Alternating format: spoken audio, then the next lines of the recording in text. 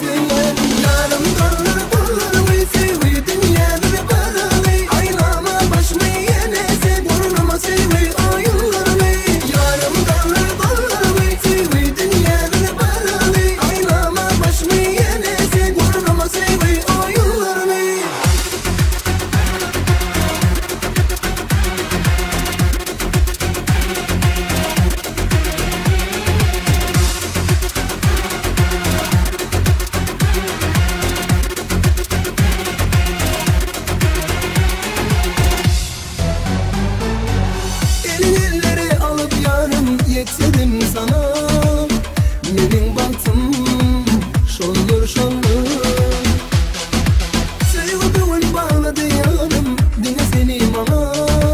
Sici sici, gönlüm şoldur.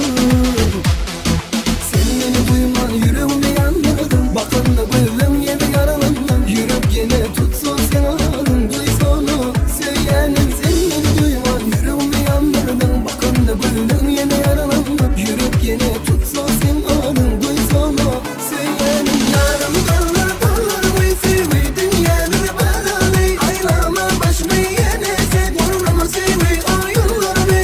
Yarım dallar dallar uysi ve dünyanın beraber. Aylama başımı yine sen vurma sevi oyunlarını.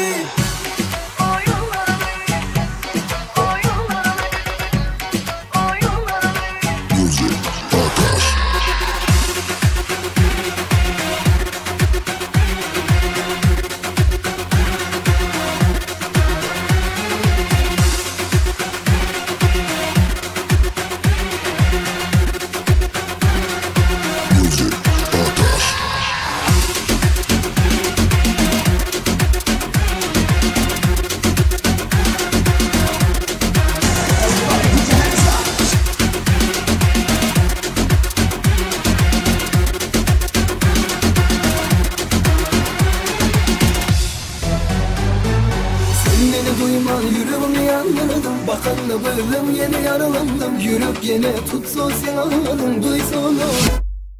Yarım dallar